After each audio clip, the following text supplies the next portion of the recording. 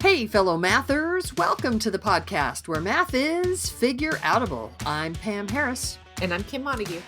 And this is a Math Strat Chat episode because we chat about our math strategies. Every Wednesday evening, I throw out a math problem on social media and people from around the world chat about the strategies they use and comment on each other's thinking. Hey, Kim. Hey. So this Wednesday, our math problem was 90% of 10, and we want to know how you would solve this problem. Pause the podcast, solve it however you'd like. The problem is 90% of 10. You were probably totally thinking about your strategy, and you were like, "Oh, my turn to talk," right? Because you were like, maybe. you were trying to, you were like, "I'm gonna, because we can see jump today. Huh. I'm gonna get the jump on Pam and make sure that you have the I cool will strategy." let you go first.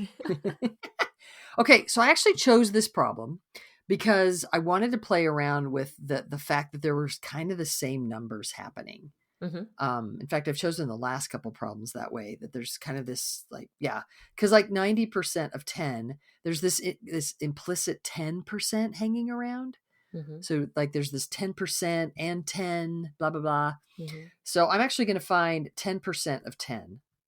And 10% of 10, if I divide 100% by 10 to get 10%, then I'm going to divide 10 by 10 to get 10%. So that's 1. So 10% of 10 is 1, right? So if 10% of 10 is 1, then 90% of 10 is going to be 1 less than 10, which is 9.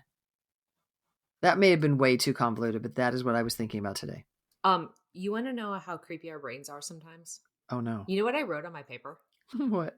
I wrote 9 times 10% times 1 times 10.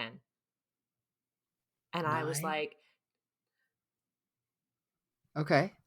And I drew a line to connect the 10% of 10. Mm-hmm.